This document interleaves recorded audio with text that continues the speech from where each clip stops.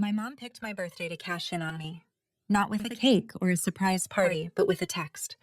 I was wiping down the counter at the cafe halfway through a double shift when my phone buzzed. We sold your car. Family comes first. Be grateful we let you live here.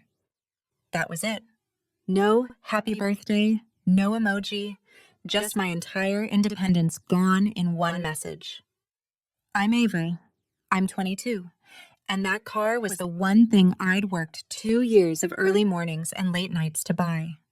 My hands were still sticky from spilled syrups when the next text came in. Your brother's starting college. You'll cover his first semester. $6,000. It's due this week. Like I was an ATM with a pulse. I stared at the screen, my chest burning. Then I typed one word back. No. A second later, my phone lit up with a call. I answered, and all I heard was yelling. Pack your shit. You're dead to us. You don't get to say no after everything we've done for you. The line went dead, and for a second the cafe noise around me just faded out. On my birthday, my car was gone. My money was already spent in their heads. And apparently, I was dead for daring to push back.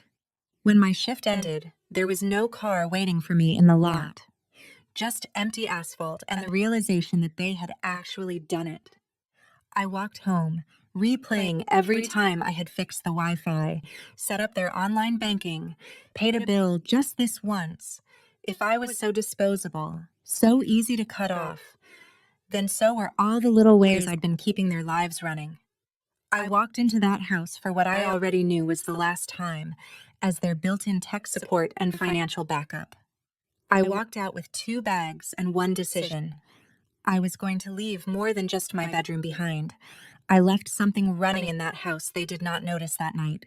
And what they woke up to the next morning, when my mom was crying, my brother was screaming, and my dad was suddenly very quiet, is where the real story starts. When I stepped through the front door that night, I already knew the answer, but I asked anyway. Did you really sell my car? My mom was at the kitchen counter, scrolling her phone like nothing had happened. She didn't even look up when she said, "We did what we had to do. Family comes first. Your brother's future comes before your little convenience." My little convenience. 2 years of double shifts in a sticky, noisy cafe in our tiny Florida town of Clearwater Bay, reduced to convenience because it didn't fit her idea of sacrifice. You didn't pay for it, I said, voice shaking. I did. Every dollar. My dad came around the corner from the living room, TV still blaring some game behind him. You live under our roof, he snapped. You eat our food. You don't get to throw a tantrum because we made a decision for the good of this family. I laughed, but it came out broken. You made a decision for your favorite, I said. You didn't sell his gaming setup. You didn't sell anything you paid for. You sold the one thing that was mine. My mom, Linda, finally looked at me then, eyes cold and tired. You're the oldest, Ava. That's what being the oldest means. You give back. Mason has a shot at something better. You can take the bus. Or walk. People survive without cars. She said it like she hadn't been bragging for months to her friends about how responsible I was, how I handled everything online for them. You could have asked me, I said. You didn't have to decide my money and my car belonged to him. My dad, Gary, stepped closer, that vein in his neck popping. We don't have to ask permission of a child, he said. We kept you afloat for 22 years. $6,000 in a used car is nothing compared to what we poured into you. You owe this family. There it was. Not love, not gratitude. A ledger. I looked at the man who had screamed that I was dead to him over the phone and realized he meant it. In his mind, I was just a tab to collect on. If I'm dead to you, I said quietly, then stop spending my life. I turned and walked down the hall to my room, his hand brushing my shoulder a little too hard as he tried to block me. It wasn't enough to knock me over, but it was enough to make me angry instead of scared. That was their mistake. Anger made me clear. I closed my door and started pulling my life off the shelves and out of drawers. Clothes into a duffel bag, laptop, external hard drive, the little jewelry box my grandma Evelyn gave me before she moved to the city, the envelope with my last pay stub, and the printout showing how much I'd put down on that stupid hatchback. I grabbed the chargers, my passport, my social security card, anything that said I existed outside this house. My phone buzzed in my hand as I worked. It was Jenna, my best friend, replying to a text I'd fired off between customers at the cafe. "May, if I leave tonight, can I crash with you for a while?" Her answer popped up. "Yeah. No questions. Just come." I stared around my room, at the familiar mess of a life I'd been told I should be grateful for. The thing is, I wasn't just the extra paycheck in this house. I was the password keeper, the bill payer, the one who set up online banking because my parents didn't trust computers, the one who fixed the Wi-Fi every time my dad cursed at the router, the one who signed up for autopay so the lights didn't get shut off during storm season. They kept saying I owed them, but quietly, I'd been paying them back for years, with my time, my labor, and my logins. If I was so ungrateful, so selfish, so dead to them, then they didn't get to keep using me. I zipped up the second bag and opened my door. My mom was waiting in the hall, arms folded. "You're not really leaving," she said. "You're being dramatic. You'll calm down and apologize." My dad stood behind her, blocking the path like a bouncer. "Put the bags back," he ordered. "You're not walking out to punish us because we did what parents do."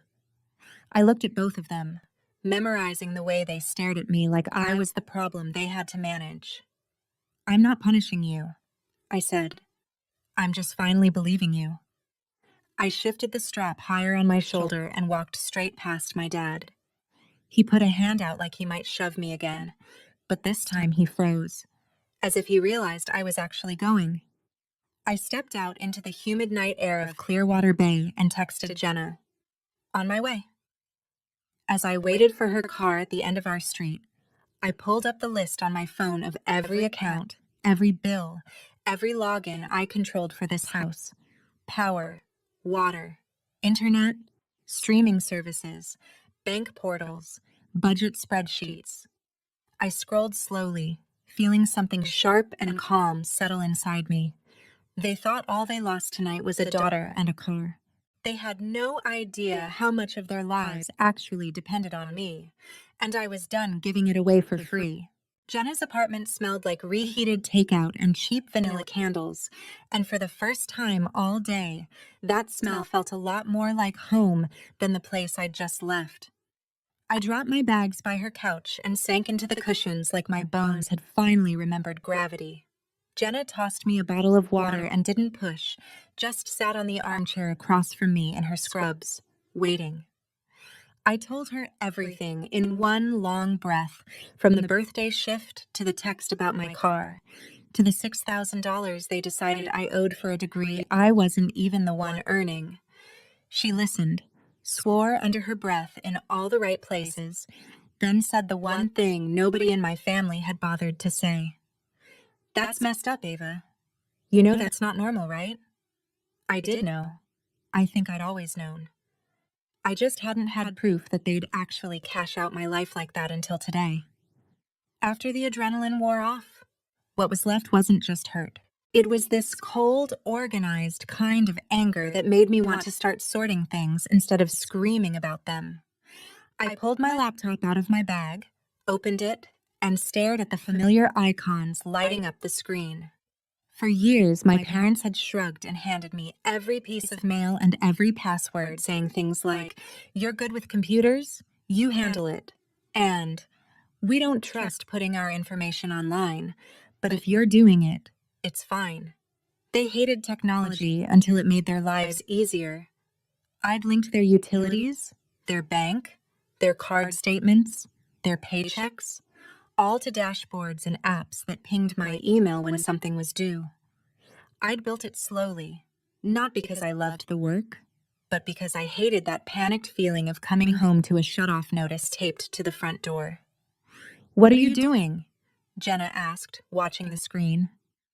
"Undoing," I said. First, I logged into my account at the bank and moved every cent with my name on it into a separate account I'd opened months ago just in case. My tips, my wages, the money I'd saved for that hatchback, all of it had been funneling through a joint account I'd naively agreed to because my mom insisted it was easier for bills. Easier for her? Sure. Not anymore. I left their direct deposits, their money, untouched. I wasn't interested in stealing. All I wanted was my own work back in my own hands. Then I opened up the utility portals. Power, water, internet. I was the primary email on all of them. I removed my card information, turned off autopay, and updated the contact email to the one address they never checked and had always ignored notifications from. They would still get physical mail. They would still be able to log in if they bothered to reset their passwords. But I wasn't going to be the one catching every late notice for them anymore. It felt less like sabotage, and more like finally dropping a box I'd been forced to carry alone. Jenna watched all of it with raised eyebrows. "You're sure this isn't going to come back on you?" she asked. "I'm not touching anything that's theirs," I said. "I'm just removing myself. If I'm dead to them, they don't get to keep using my spine as their backbone." I hesitated for a second, then opened a folder buried deeper in my files, the one labeled with the boring, harmless name I'd given it months ago. Homeflow. It started as a class project from an online coding course, something that tracked spending by category and spat out neat little charts about where the money went each month. Groceries, gas, medical bills, random crap you don't need, which was the label I'd added for myself because it made me laugh. When my parents realized it could lay everything out in one place, they got excited about it. My mom loved pointing to the pie charts and saying, "See, we're responsible. We're making sacrifices." She never minded me tracking their numbers as long as the story the app told made her look good. The thing is, numbers don't care about stories.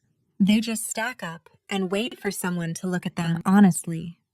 I'd connected their credit cards, their bank statements, even the transaction history from the card they used for my brother's enrollment fees.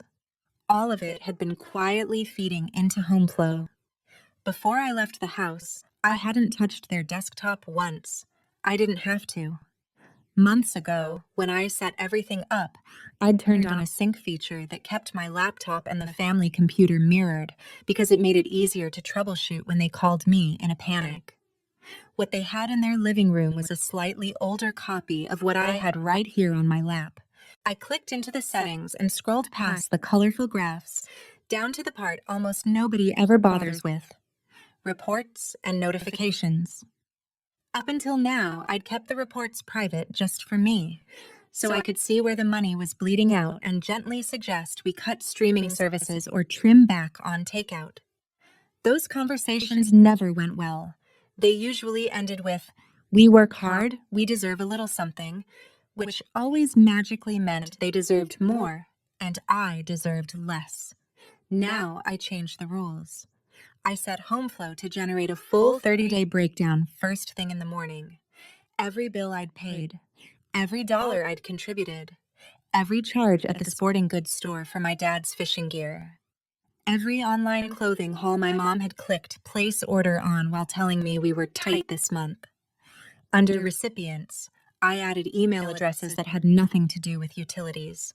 My mom's, my dad's, my Aunt Brenda's, my Grandma Evelyn's.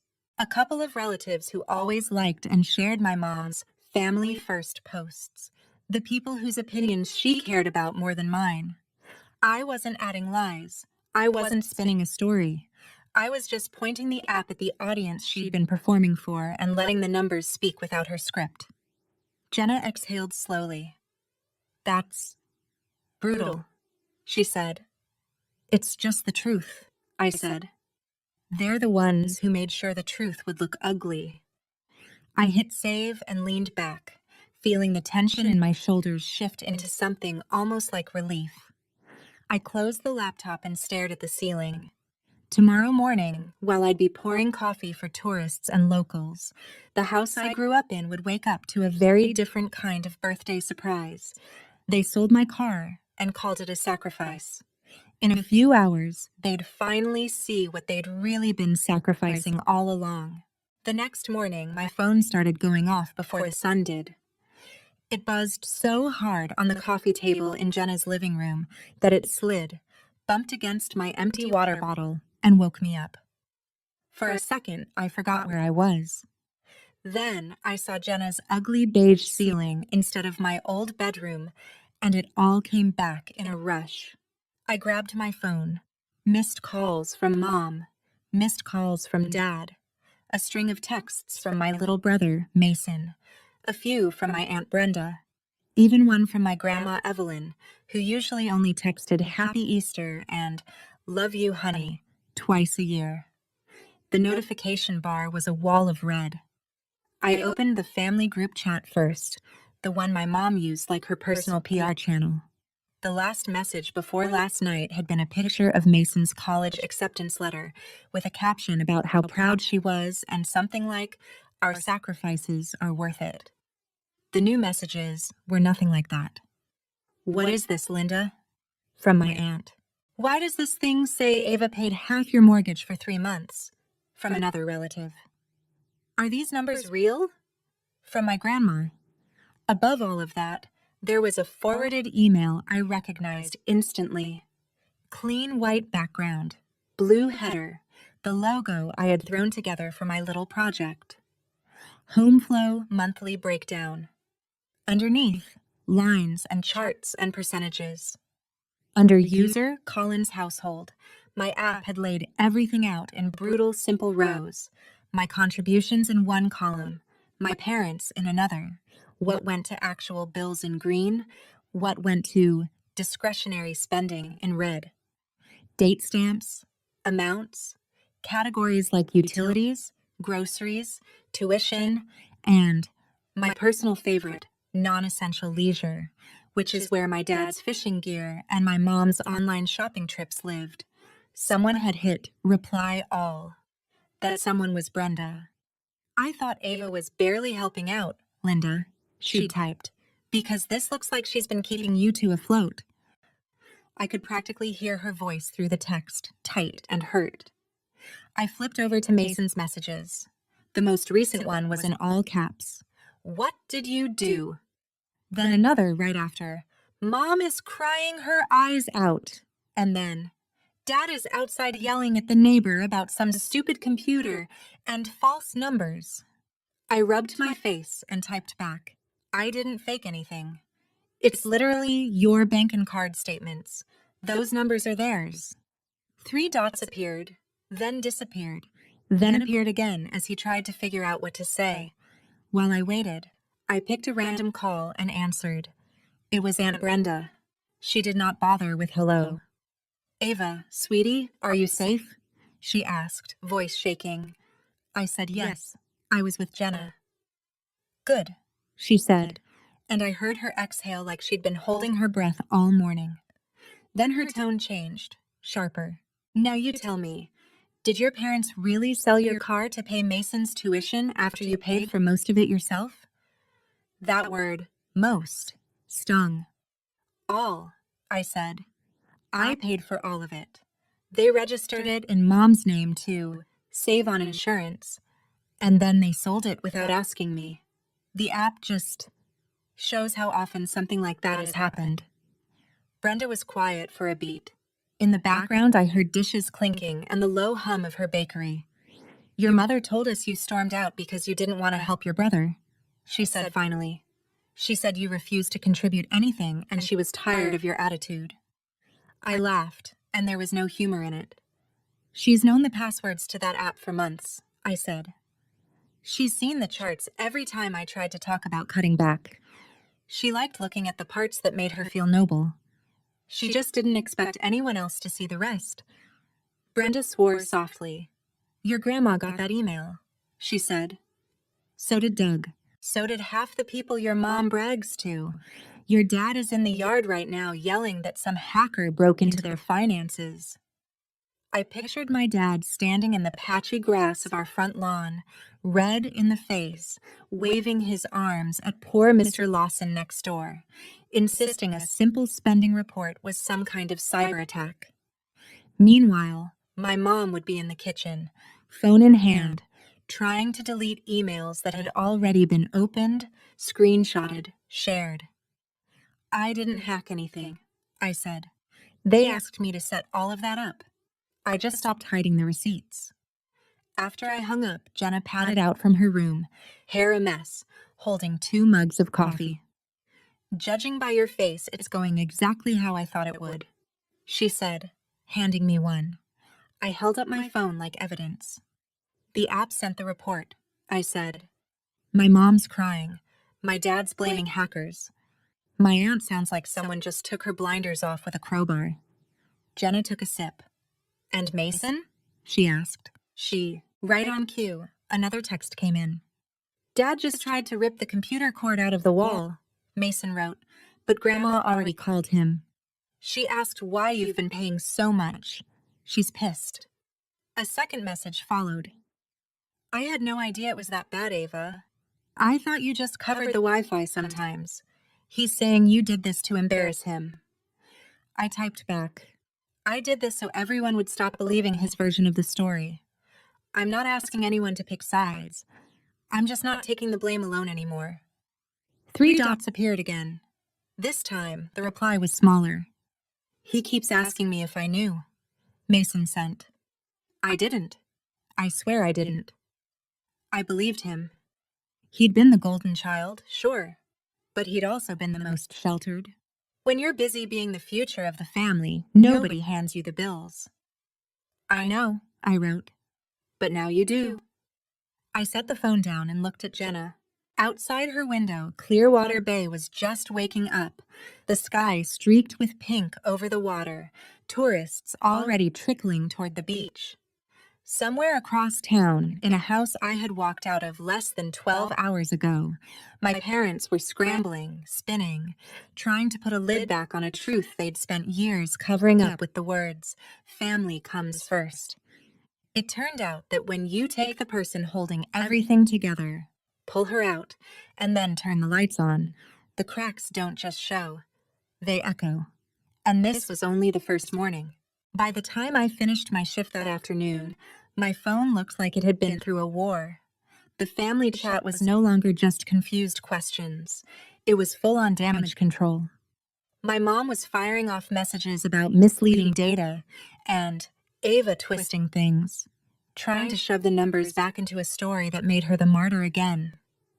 But now there were screenshots in the mix, circled totals, highlighted lines where my name and my card showed up next to mortgage payments, utility bills, and Mason's enrollment fee. My Aunt Brenda had dropped the politeness. Linda, it literally shows Ava's card number, she wrote. That's not helping a little with Wi-Fi. That's paying your electricity. One of my cousins, who never said anything in the chat, finally chimed in with, Wait, you guys told us you were covering everything on your own. We offered to help, and you said no. My mom rattled off something about pride and not wanting to burden anyone. My dad, of course, sent a voice message instead of typing, his voice hoarse and furious as he insisted the app doesn't capture everything and Ava's leaving out the support we gave her. I didn't bother listening twice. The story was the same as always. We fed you. We clothed you. We put a roof over your head. Therefore, every sacrifice you make is just paying us back with interest. I was in the tiny employee break room at the cafe, staring at the flood of messages, when Mason walked in. For a second, my brain lagged. Seeing him there, in his faded hoodie and backward cap, looking smaller than I remembered, even though he was technically taller than me now, felt wrong in this space that had always been mine. Hey, he said, hovering in the doorway like he wasn't sure if he was allowed to come in. Jenna told me which shift you were on. I biked. I glanced at the clock. You rode your bike all the way from the house? I asked. He shrugged. Dad took the truck, he said. Mom's car is blocked in because Doug parked behind us when he came over to yell. He tried to make it a joke, but his eyes were red like he'd either been crying or yelling or both. I motioned for him to sit. So, I said, you saw the email. He laughed once, a sharp exhale. Saw it? He said. Grandma printed it. She showed it to Dad on FaceTime and asked him why his daughter was paying his mortgage while he was telling everyone she was selfish. I blinked. The mental picture of my tiny grandmother holding up a stack of paper to the screen like evidence in a trial nearly made me smile. How did he take that? I asked. Badly, Mason said. He smashed his coffee mug in the sink. Then he told Grandma you were manipulating the numbers. She told him numbers can't be manipulated if they come straight from his bank, and told him to stop insulting her intelligence. For the first time, I felt a flicker of vindication that had nothing to do with revenge, and everything to do with not feeling crazy. What about Mom? I asked. He looked down at his hands. She's been crying all day, he said. Calling everyone, trying to explain, but nobody's buying it. Aunt Brenda came over and asked her to her face why she never mentioned you paying so much. Why she told everyone you were just freeloading. He swallowed. Mom said you insisted on paying extra, that you wouldn't take no for an answer. I almost choked. Yeah, because I didn't want the power shut off, I said. I didn't want you waking up in a house with no AC in August because they forgot to mail a check. I know, Mason said quickly. I know that now. He picked at a loose thread on his sleeve. They keep asking me if I knew. Grandma asked me if I saw you paying online. I didn't know what to say. I'm not blind, Ava, but they never told me anything. They just said we were all struggling and that you didn't really understand how much things cost. The irony of being painted as the one who didn't understand money when I was the one watching every dollar move through their accounts hit hard. Do you want to know the part that really made Grandma mad? Mason asked. He pulled out his phone, scrolled, and held it out to me. It was a screenshot of a single-line item, highlighted in yellow. It wasn't the mortgage or the electric bill. It was a series of purchases from a sporting goods store and an online clothing site, stacked back-to-back a few days after I'd covered their past due notice on the power bill. Next to that, in the report notes, HomeFlow had flagged, discretionary spending increased 40% this week after essential bills paid by secondary user. My app didn't judge. It just reported behavior. But for someone like Grandma, seeing after essential bills paid by secondary user next to a spree of treats had clearly hit a nerve. She asked Dad, so you had money for fishing poles and new purses but not for your own light bill? Mason said quietly.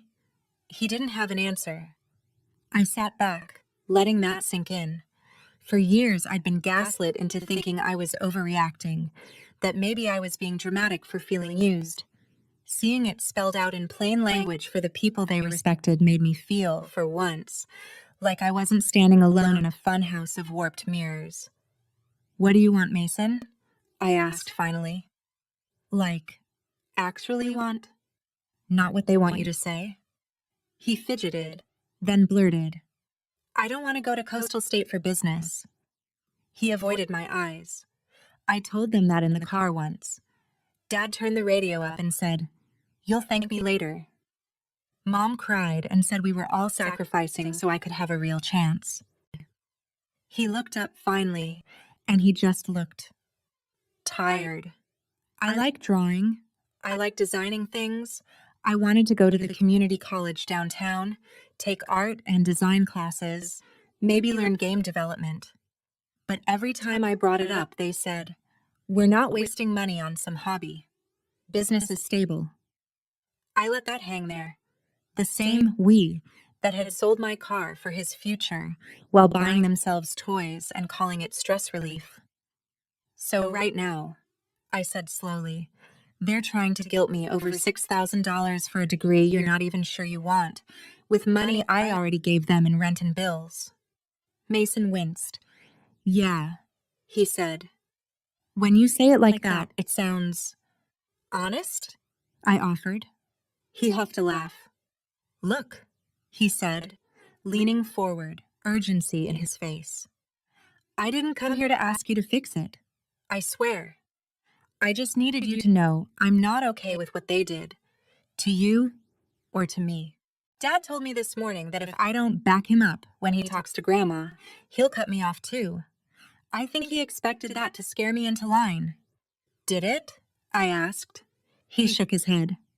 Honestly, I'd rather figure it out on my own than keep being the reason they stomp all over you, he said. If I'm going to college, I want it to be because I chose it. If I'm not, then I'm not. But I'm done being the shield they hide behind while they hurt you. Something in my chest unclenched hearing that. I hadn't realized how much of my anger was tangled up with guilt over resenting him for benefits he didn't even ask for. I don't want you to feel like you have to pick me or them, I said. I just needed someone else to see it for what it is. Too late, Mason said. Grandma sees it. Aunt Brenda sees it. Half the family sees it now. Mom keeps saying you betrayed us, but it feels more like you just stopped covering for them. He stood up, tucking his phone back into his pocket. I'm going to stay at a friend's for a few days, he added. I told them if Dad asks where I am, he can check the report and see which card I used for gas. You know, since he loves numbers so much now. The corner of his mouth twitched. For the first time since this whole mess started, I actually laughed. It was short and a little bitter, but it was real. As he left the cafe, I watched him unlock his bike and pedal away from the direction of our parents' house. He didn't look back. Neither did I. The thing about pulling off a mask is you can't put it back on and expect everyone to pretend they didn't see the face underneath. My parents could call it betrayal. They could scream about hackers and spin their version until they were hoarse. But the numbers weren't going anywhere. And now that other people finally saw them, I wasn't the only one who had to decide what to do with that truth. 2 days later, the whole town of Clearwater Bay seemed to know something was wrong with the Collins household, and I hadn't set foot anywhere near that street. I didn't have to. My phone gave me front row seats. It started with a Facebook post from my dad that Jenna showed me on her lunch break. He'd written one of those long, ranty paragraphs that older people think counts as a private conversation, except he'd made it public. Kids these days don't understand sacrifice, it started. We put a roof over our daughter's head for 22 years, and the second we ask her to help her brother, she turns on us and tries to make us look like monsters. There were all the greatest hits about respect, loyalty, and, of course, family comes first. Underneath, a few of his fishing buddies left the usual hang in there, man comments. But sprinkled between them were others. It's not right to sell her car if she paid for it, Gary, one neighbor wrote. If those numbers in that email are true, sounds like she's been helping a lot, another said. Someone else just commented with a screenshot of the HomeFlow logo and the subject line of the report. No words, like they didn't have to say the quiet part out loud anymore. I was wiping down a table when Mason's name flashed across my screen again. This time it was a video.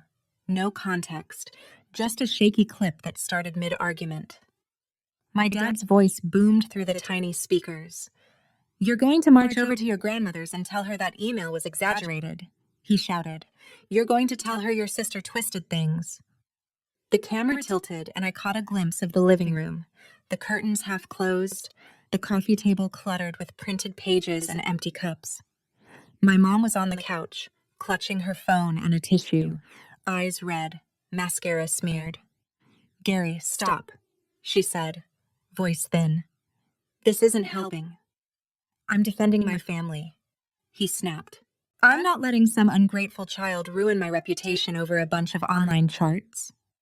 Mason must have forgotten he was recording, because the view swung wildly as he stood up. It's not just charts, he said, voice shaking but loud. It's your actual spending, your account, Your name. How are you mad at her for letting people see the truth? My dad moved fast for a man who always complained about his back. He got in Mason's face, close enough that even through the grainy video I could see the flush on his neck. You watch your mouth, he growled. You think you're a man now? You think you can talk to me like that because your sister ran off and stirred up drama? Mason said something I couldn't quite hear, but I caught the word car and the phrase, wasn't yours to sell. That's when my dad shoved him. It wasn't a full-on hit, but it was a hard, open-handed push to the chest, enough to knock Mason back into the edge of the coffee table. The phone jolted, the picture went sideways, and I heard my mom scream, "Gary!" followed by the scrape of furniture on hardwood. Then another voice cut in, one that made the hair on my arms stand up. "What is wrong with you?" Aunt Brenda yelled. The video finally settled just enough to show her standing in the doorway, flour still dusted on her shirt like she'd come straight from the bakery. Behind her, Uncle Doug's big frame filled the hall. He looked like he'd rather be anywhere else in the world than right there. But he didn't move. "He sassed me," my dad barked. "He's been poisoned by his sister. They both have. She's turned everyone against us." Brenda stepped between him and Mason, who was rubbing his shoulder, trying to pretend that shove hadn't rattled him. "No," she said, and there was a finality to it I'd never heard before. "Ava didn't turn anyone against you. You did that when you took her money, sold her car, lied about it, and then screamed at her for not wanting to bankroll a college plan you forced on her brother. These reports didn't attack you. They just stopped hiding what you were already doing." My mom sobbed harder. "Brenda, please," she said, reaching out. "You know how hard we've worked. You know we've struggled. You don't understand the pressure we're under." Brenda shook her off. "I understand just fine," she said. "I also understand that when I offered to help, you said you had it under control and that Ava barely contributed. You let us judge her based on that. You let your own mother think she was selfish." As if summoned, my grandma's name popped up in a separate text on my screen. "He put hands on Mason," she wrote. "I saw the end of it when Brenda called me. I'm done making excuses for him." I watched the rest of the video in stunned silence. Doug finally stepped forward, not to stand with my dad like he usually did, but to stand next to Brenda. "You need to calm down, man," he said. "Shoving your kid around because you're embarrassed is not it." My dad turned on him, voice raw. "You too?" he demanded. "You're going to take their side?" Doug spread his hands. "I'm taking the side of not assaulting your own son in front of half the family," he said. "And I'm taking the side of math. Those numbers don't lie." The video cut off after that, but the texts kept coming. Mr. Lawson, the neighbor, posted in the local community group asking if anyone could help the Collins family figure out how to access their online accounts because they seemed to be having a hard time with their computer. It was couched as a polite request, but everyone in town reads between the lines. In a place like Clearwater Bay, the fastest currency isn't money, it's reputation. And my parents had just taken a massive hit. Back at Jenna's, we watched the social media threads unravel like a slow-motion car crash. People asked gentle questions at first, then sharper ones as more screenshots and half-heard stories leaked out. My dad replied to a few comments, insisting the app was biased and that it didn't show how much he'd given us emotionally. Someone responded, "You can't pay the light bill with emotional deposits, Gary." Jenna laughed out loud at that one, then clapped a hand over her mouth. "Sorry," she said. "I know this is your family. It's just, they really thought nobody would ever call them out, didn't they?" I stared at my phone, feeling equal parts sick and vindicated. "They built everything on the idea that nobody would ever see the receipts," I said. "They thought family meant they could do whatever they wanted, and we'd just keep smiling in pictures." That night, Mason sent one more text. "Staying with a friend for a few days," he wrote. Grandma offered to come get me, but I told her to wait. I don't want her in the crossfire. A few minutes later, he added, Dad said if I walk out, I'm choosing you over them. I told him I'm choosing not to get shoved again because he can't handle being wrong. I told him he could stay with Jenna and me if he needed to. He sent back a simple, I know, and a heart. When I finally closed my eyes in Jenna's dim living room, the hum of her old fridge in the background, I knew this wasn't over. My parents would keep spinning, keep clawing at whatever control they had left. They still hadn't figured out exactly how that bland little program on their computer had outed them to the whole family. They thought they were just dealing with one bad email. They hadn't realized yet that HomeFlow was still quietly watching, still logging, still ready to send the next report to the same inboxes they were desperately trying to clean up. They'd spent years telling me family comes first. In the morning, they were going to learn what it felt like when the truth came first instead. And there was no delete button big enough to make it go away. Sunday morning, the town was quiet in that way it always was before church and boat engines. But my phone wasn't. I was in the back of the cafe restocking cups when it started buzzing nonstop again. I glanced at the clock. 8 a.m. Right on schedule. HomeFlow's second report had just gone out. The first one had detonated inside the family. This one went wider. Last night, after Jenna went to bed, I'd sat on her couch and adjusted one small setting. Recipients. Same list. Frequency. Weekly. Additional summary. Include any new late fees, overdrafts, or past due notices since the last report. I didn't add any commentary. I didn't have to. The system just did what it was designed to do. Show the truth in numbers. I wiped my hands on my apron and checked my messages.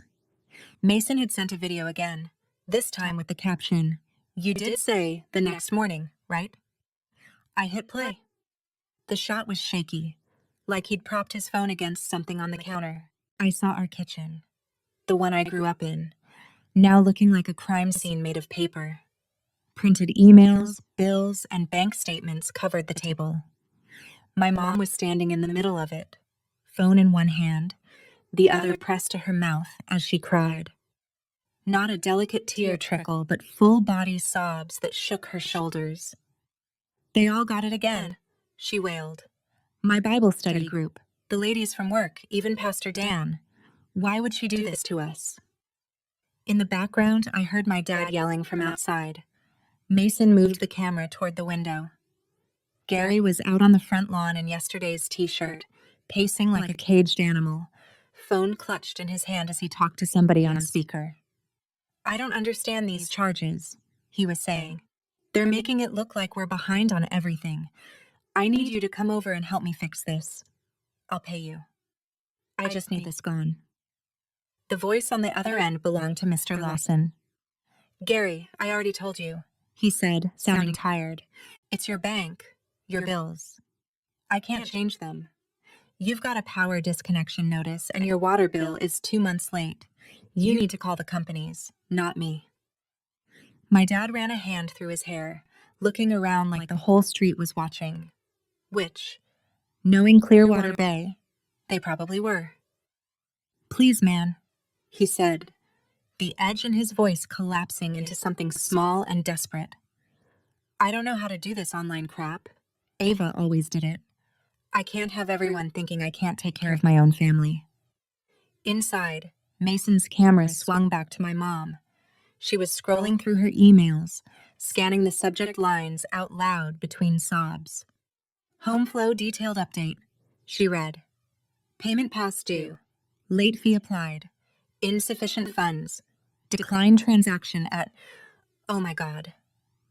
She dropped the phone like it had burned her, grabbed the edge of the table, and started crying harder. "They're going to think we're trash," she choked. "They're going to think we're liars." Mason set the phone up more steadily and stepped into frame. "Mom, they don't think anything new," he said quietly. "They just finally see what Ava's been seeing for years." She looked at him like he'd slapped her. "You're just like her," she snapped. "You're ungrateful. After everything we've given you, you side with the one who humiliated us. She didn't humiliate you, Mason shot back. You did when you humiliated her for saying no. You sold her car on her birthday and called it family. Another notification flashed on my own phone, an email from Grandma Evelyn, CC'd to me, my parents, and Aunt Brenda.